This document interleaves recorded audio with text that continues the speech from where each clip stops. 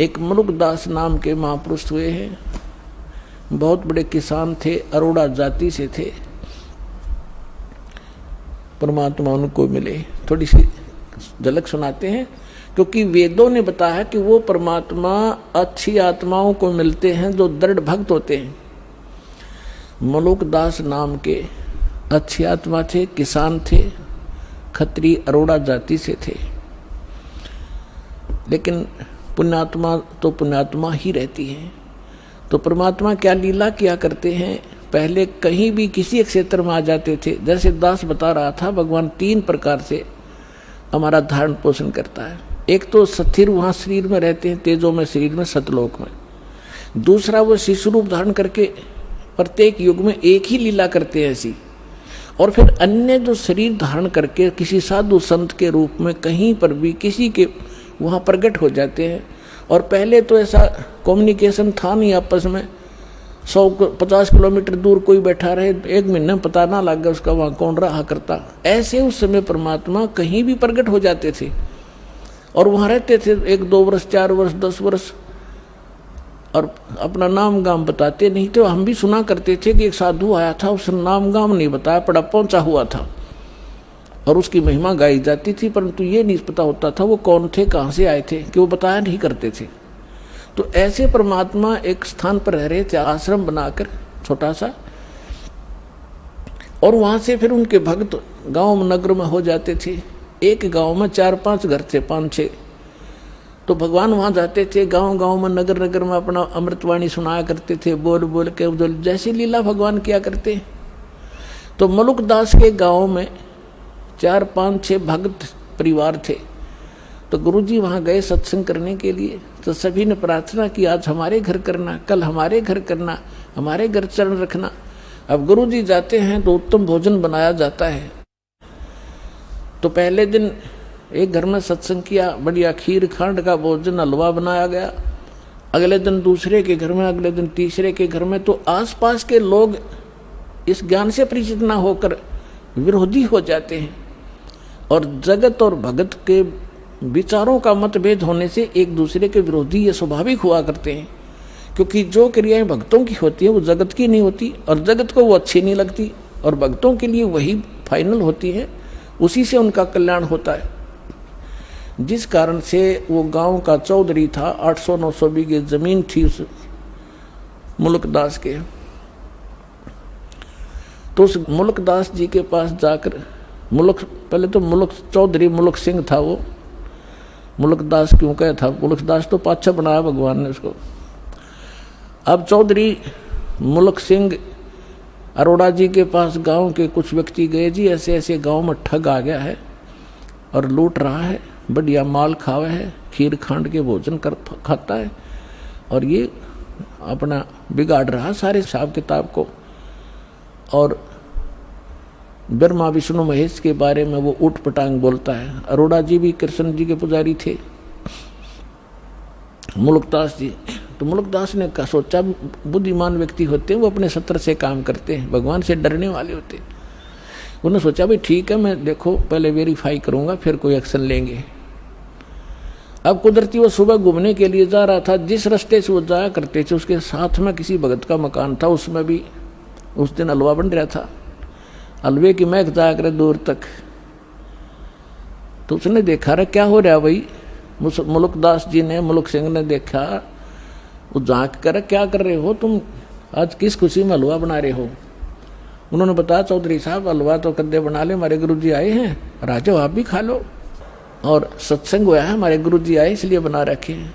तो उसने देखा कि यूँ है वो गुरुजी दिखे, कहाँ ये, कहने लगा कितने दिन हो गए तुम्हारे गुरुजी का आए, अजी आज 4था दिन है, कहाँ तुम्हारे गुरुजी को, वो बैठे सामने। मुलुकदास चौधरी साहब गया वहाँ पर, कहने लगा भाई ठग, तू करके क्यों नहीं खाता, क्यों दुनिया को ठगता है, इन गरीबों को तो लग रहा चूसने के लिए, अपना करके खाया करे। तो परमात्मा बोले, चौधरी साहब मुझे तो भगवान बगैर किए ही दे रहा है, तो मुझे क्या जरूरत है करने की। अब परमात्मा के सामने उनकी वाणी में कसक थी। मुलुकदास ने सोचा भाई संत है, भगत है, ज्यादा खसना ठीक नहीं इसके साथ, चलो इसने जो कह दिया सो कह दिया। तो उसने ढंग से उत्तर दिया कि एक बात बता महाराज जी, ये भगवान मुझे क्यों नहीं देता बगैर किए? परमात्मा बोले कि तुझे विश्वास नहीं है, तेरे पास वो भक्ति नहीं है जिसमें भगवान बगैर करे भी दे देता है। अब वो भक्ति तो इतनी समझा नहीं, कहने लगा कि एक शर्त रख। मुल्कदास जी बोले बोल। कबीर साहब बोले क्या? कि आज मैं कुछ नहीं खा के आया हूँ, घर से निकला हूँ, और शाम तक यदि तेरे भगवान ने मुझे भोजन नहीं दिया, बिना करे भोजन दे दिया मेरे बिना किए ही मैं ऐसी जगह जाऊंगा, तो मैं तेरा शेष हो जाऊंगा, भोजन दे दिया था। और नहीं भोजन दिया मुझे तो तुझे अपने खेतों में मजदूर लगाऊंगा, मंजूर है? परमात्मा बोले मंजूर है। अब वो चला गया, उसके खेत थे पूर्व में, अद्धा पहुंचा पश्चिम में, गांव नगर से दूर दूसरे के क्षेत्र में पहले जंगल बहुत होते थे, और वहां जाकर एक वृक्ष पर चढ़ कर बैठ गया। आकाश देखूंगा मुझे कैसे यहाँ कौन भोजन करा देगा, वहां तो कोई जा ही नहीं सकता। अब उधर क्या हुआ कि ये गडरिये होते हैं भेड़ बकरियों वाले, उनका कोई त्योहार था। वो कहने लगे भाई एक खीर बना लो, चावल घर से ले आए थे वो। तो उन्होंने उसी वृक्ष के नीचे डेगचा बना के चूल्हा मिट्टी खोद के और वहां बना के अपने मित्रों के पास।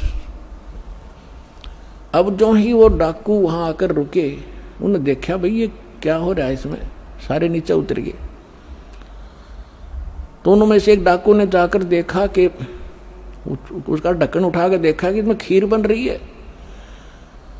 उन्हें भूख लग रही थी डाकुओं ने, कहने लगे भाई पहले खीर खावांगे, रुक जाओ। उनमें से एक समझदार सा था, वो कहने लगा कदे हमारे साथ धोखा हो जाए भाई, कोई इसमें विष डाल गया हो, पहले टेस्ट करना चाहिए, चेक करो फिर खाएंगे। तो चेक करने के लिए कोई पशु पक्षी देखने लग गए भी इसमें से कुछ उसको खिलाते हैं। तो उन्होंने कहा रे बनाने वाले कहाँ चले गए, यहीं छुप रहे होंगे, तो देखो उनको, उन्हीं को खिलाएंगे। पहले इधर उधर देखा कोई नहीं पाया, फिर ऊपर ने देखा तो मुल्कदास बैठे ऊपर, चौधरी साहब। उन्होंने सोचा कि यही है, ऊपर छुप गया डरता। उन्होंने कहा डाकुओं ने कि आजा भाई नीचे आजा। अब उसने सोचा, जब तक उसने नो ध्यान नहीं था कि ये कौन है, वो तो क्यों आंख नीचे बैठा था, अगेन जान दे न कोई देख ना ले मुझे। तो उसने कहा कि ना आऊं मैं नीचे, मैं नीचे नहीं आऊं आज। तो उन्होंने देखा कि मारो इसको गोली, हरामजादा क्यों नहीं आता। तो उन्हें देखा है तो भाई गोली बंदूक भी ले रहे हैं। तुमने बोला मारियो ना, मैं नीचे आ जाता हूँ। वो नीचे आ गया, एक पात्र में खीर निकाल कर करके ठंडी, और कहा इसको खा। वो ने कहा मैं खीर कती नहीं खाऊं, क्योंकि प्रतिज्ञा कर कह रहा चेला बनना पड़ा चौधरी साहब ने। और उनका पक्की जचगी, किसी ने कुछ ना कुछ मिला रखा है, निकम्मे ने, पक्का चोर है। वो खीर तो नाट्य, वो धक्कत खाओ, उसका दो मारे जूत लात मारी, अखा बैठ के। वो इतनी थोड़ी डाल रखी थी, और डाली को और खा, जल्दी पता लग गया कि नहीं खाओगा तो जल्दी पता लगेगा इसका। 1 घंटे वहां बैठाए रखा, फिर उसने सारी कहानी बता दी। जी मैं इसलिए नाटू था, मारो मत मरा, हमारी एक संत के साथ प्रतिज्ञा थी, आज वो सफल हुए, मैं हार गया। तब उन्होंने बोले बात जा तू जाते। अब उसका एक मारा जो उतर भाग लिया सीधा। अब वो जब उसके ऊपर आपत्ति आई तो डाकुआ का फंस गया। अरे इनका इन कौन पूछनी आई, मार देंगे गोली तरह।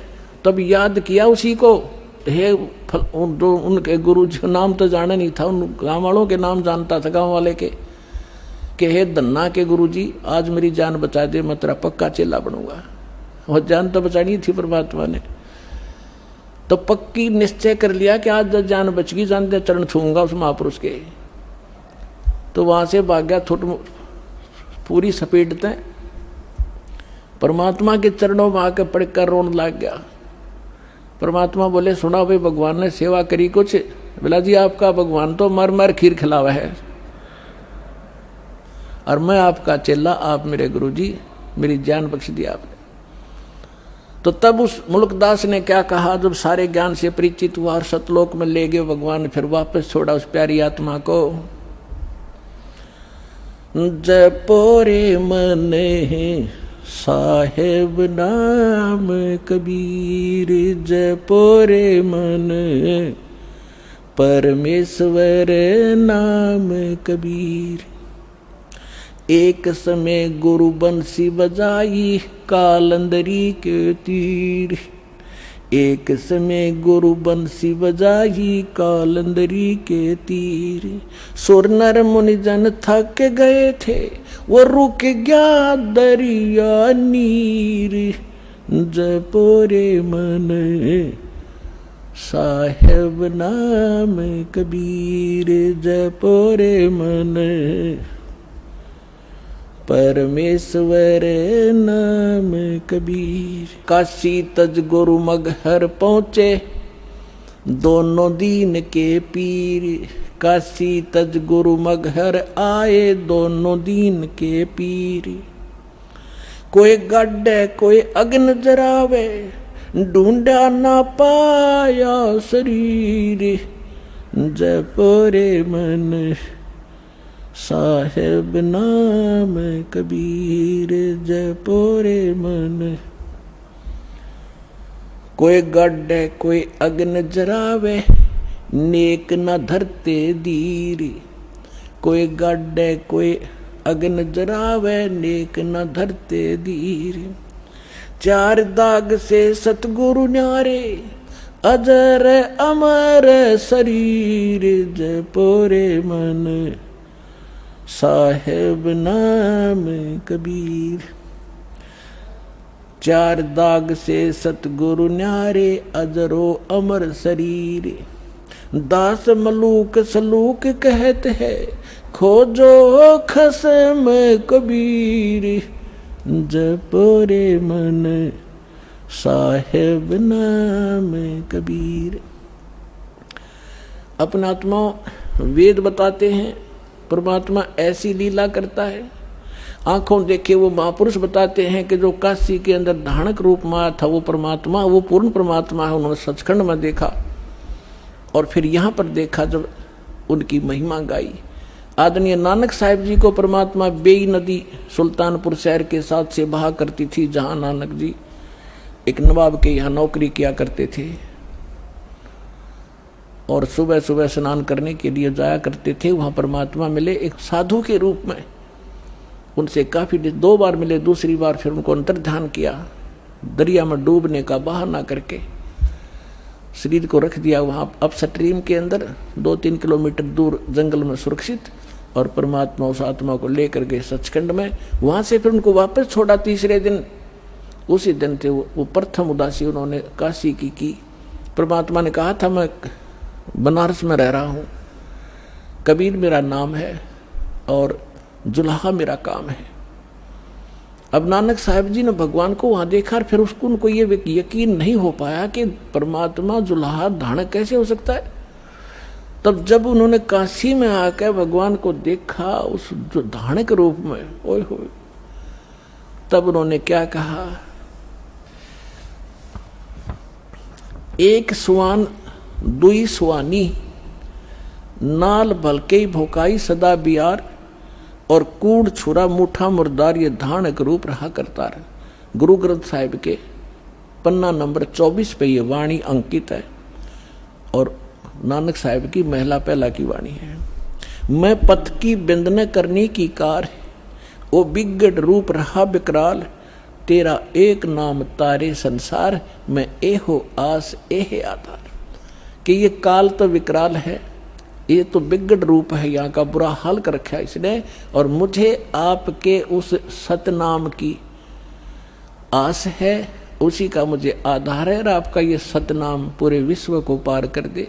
तेरा एक नाम तारे संसार, मैं ए हो आस ये हो आधार, मुख निंदा आख्या दिन रात, पर घर जो ही नीच मनाथ, काम क्रोध मन तन वसै चंडाल, ये धानक रूप रहा करतार। फाई सूरत मुलुक की वेश, ओए होए, फाई सूरत मुलुक की वेश, ए ठगवाड़ा ठगी देश, खरासी आना पोता बार, ये धानक रूप रहा करतार। परमात्मा को काशी में देखा जब नानक साहिब जी ने, ये ठगवाड़ा ठगी देश, प्यार से रह कह रहे ये ठग, ये बैठा भगवान खुद जो मैंने सचखंड में देखा वो जो का तू धानक रूप रहा करतार, लोगों धानक रूप रहा करता। फिर कहा था कि 731 पृष्ठ पे कहा है कि नीच जात अंधला चुंधला, नीच जात परदेसी मेरा, खिल आवे तिल जावे, एक सेकंड में यहाँ एक सेकंड में ऊपर पावे, अर्ता की संगत नानक रेंदा, कैसे मुंडा पावे।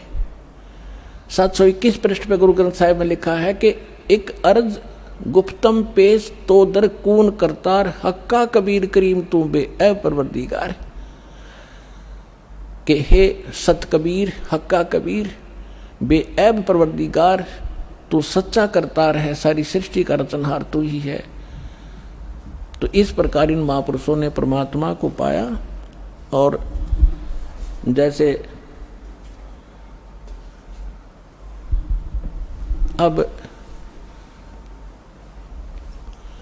आदरणीय दादू साहेब जी ने जब परमात्मा मिले थे 7 वर्ष की आयु में, बालक थे छोटे से दादू जी, परमात्मा उनको सचखंड लेकर गए। 3 दिन 3 रात तक बेहोश पड़े रहे, कोमा में थे दादू जी। सारे हाहाकार मच गई, रिश्तेदार इकट्ठे हो गए, सब वैद्यों को झाड़ फूक वालों को करवा लिया, दिखा लिया, कुछ नहीं हुआ। जब तीसरे दिन परमात्मा ने वो आत्मा वापस छोड़ी, उसके बाद वो खड़े हुए और देखा हाहाकार मच रही थी। वैसे तो सौपन भी मान लेते, जब देखा हो मैं तो भगवान के साथ गया था, मैं तो परमात्मा के साथ गया था, और 3 दिन तक वहाँ देखा, और ऐसे ऐसे जैसे रास्ते में जो दिक्कतें आती हैं वो भी दिखाई दादू जी को।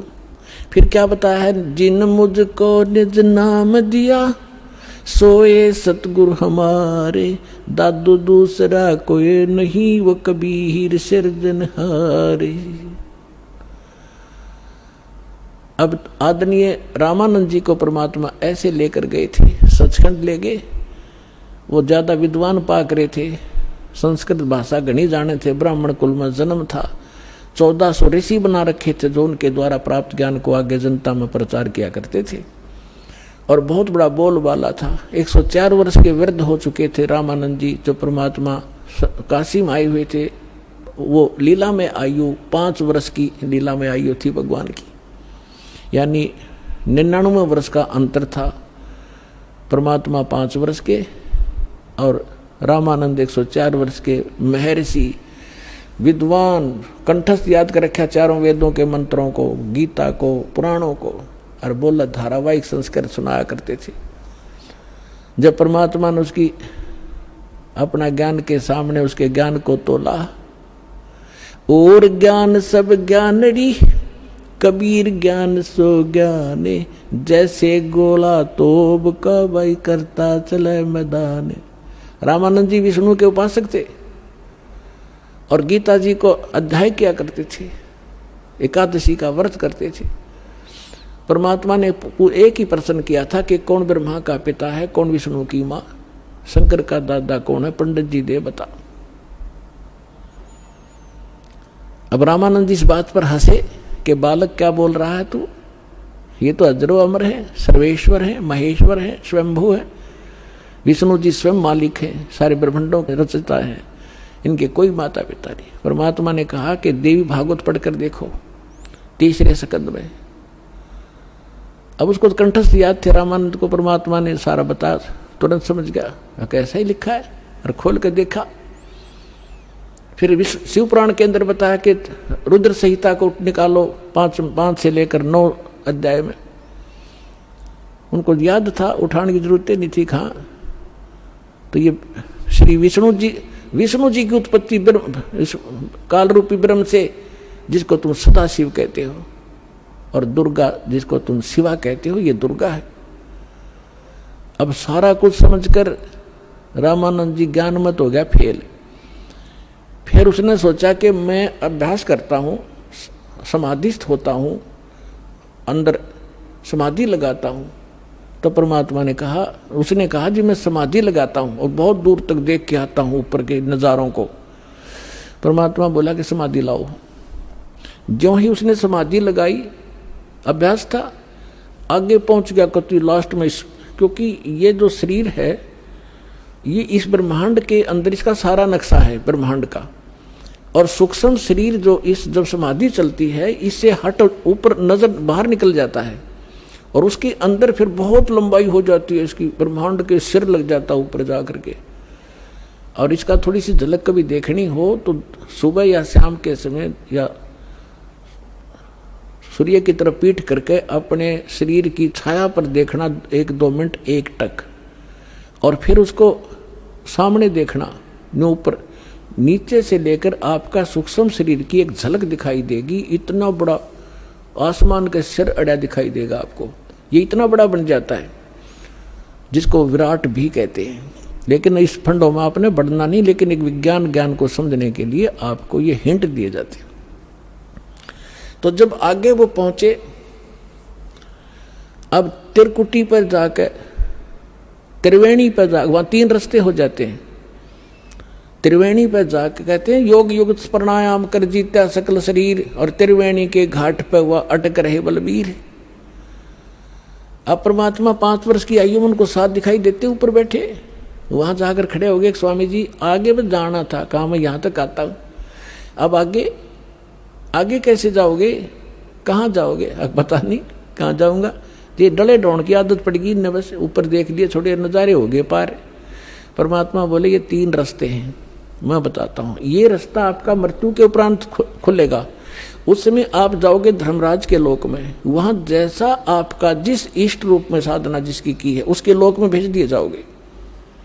और फिर जब आप विष्णु के उपासक को विष्णु लोक में जाओगे, विष्णु और विष्णु जी नाशवान है, इनकी जन्म मृत्यु होती है। आपने देवी भागवत में पढ़ लिया, देवी पुराण में। और जब विष्णु जी नाशवान है तो आप स्थायी कैसे होगे? 18वें अध्याय के 62वें श्लोक में गीता में लिखा है कि उस परमेश्वर की शरण में जाओ, उसकी कृपा से तो शाश्वत स्थान को प्राप्त होगा, परम शांति को प्राप्त होगा।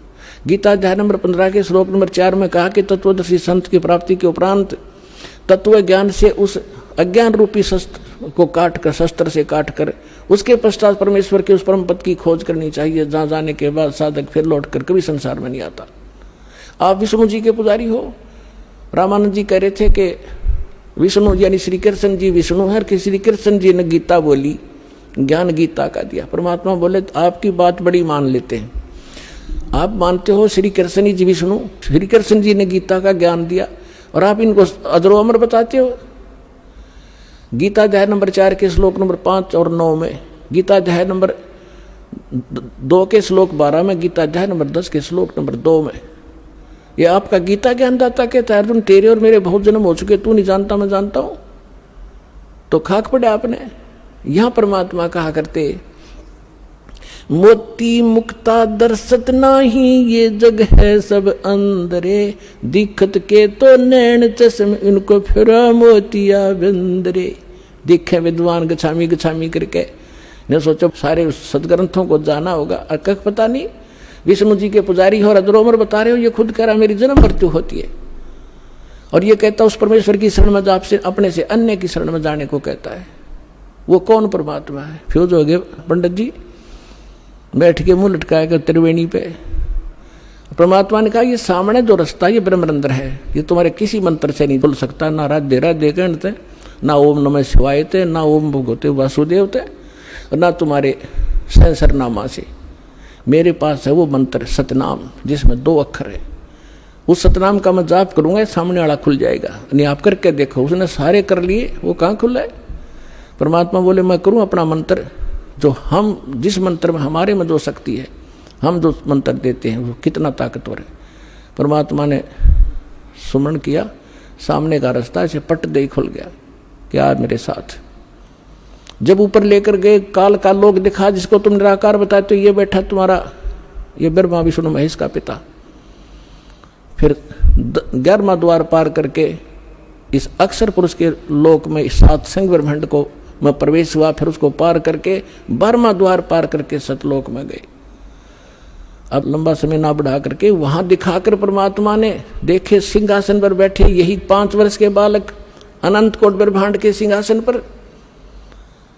इतना तेजो में शरीर था इनका, 1 रोमकूप में करोड़ सूर्य में 1 करोड़ चंद्रमा। पहले दूसरे रूप में बैठे थे, फिर वो रूप अंतर ध्यान हुआ, उस बालक में प्रवेश हुआ, बालक रूप वहां विराजमान हुए। और फिर उनको छोड़ दिया कि जाओ आप वापस। जो ही समाधि वापस आई, आंख खुली, सामने भगवान बैठे, 5 पुरुष के बालक नीचे बैठे बैठे, ऊपर भी देख कर आए। तब कहा था, बोलत रामानंद जी सुनो कबीर करतार, गरीबदास सब रूप में तू ही बोलनहार। दो ठोड़ है एक तू और भया एक से दो, और गरीबदास हम कारणे तुम आए हो मगजो। तो परमात्मा कौन है, कैसा है, कहाँ रहता है, उसको पाने की विधि क्या है, इतना सा दातम ज्ञान है यो। और ये सिद्ध करने के लिए हु इज गॉड, कौन है परमात्मा और कैसा है, उसकी फॉर्म क्या है, कहाँ रहता है, और उसके पाने की विधि क्या है, ये तीन तो आपको बता दिया कि कौन है भगवान, क्या लीला करता है भगवान, कैसा है परमात्मा, कहाँ रहता है भगवान, और कैसे मिलता है, ये आने वाले सत्संग में बताएंगे। बोलो सतगुरुदेव। अभी आपको भक्तों के कुछ अनुभव सुनाते हैं, ताकि दुखी आते हैं भक्त यहाँ पर, उनको पता चले कि यहाँ सारे सुख मिलते हैं, मोक्ष भी मिलता है, और ऐसे ऐसे भयंकर कष्ट दूर होंगे। कैंसर तक का रोग आपका भगवान की भक्ति से ठीक हो जाएगा। अगर सच्चे दिल से आप भक्ति करोगे, सौ सुख देगा भगवान।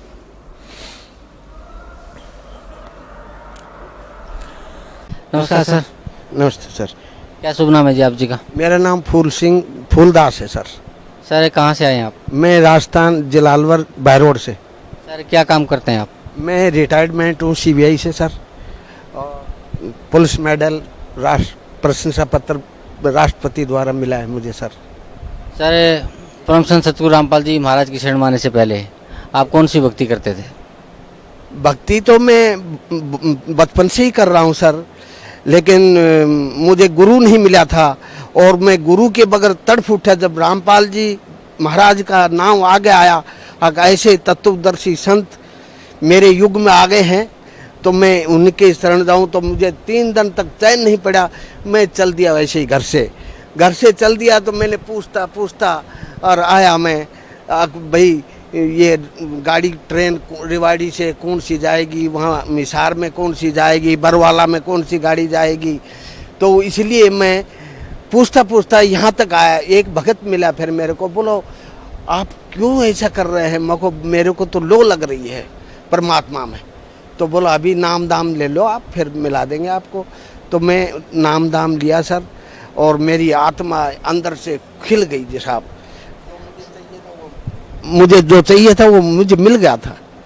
सर परम संत सतगुरु रामपाल जी महाराज की शरण में आप आए, आपने परम संत सतगुरु रामपाल जी महाराज ने आपको नाम उपदेश दिया, और आप बता रहे हैं कि आपकी आत्मा को जो तलाश थी, आपको वो मिल गया।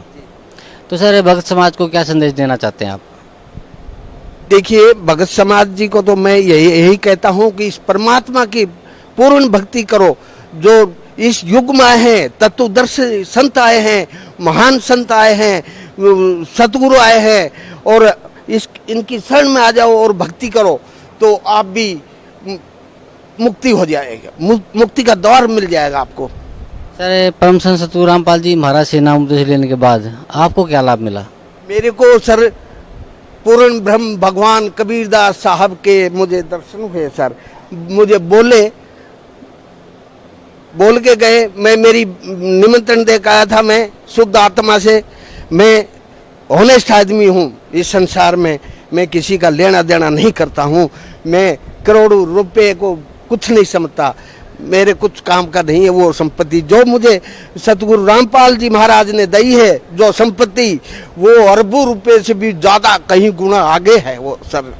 तो मैं इस भक्त समाज को यही प्रार्थना करता हूँ सबसे, कि पूर्ण परमात्मा संसार में आए हैं, इस 3 लोक में आए हैं, और 3 लोक का दुख काट रहे इस संसार का, तो आप इनकी शरण में आ जाओ और भक्ति करो।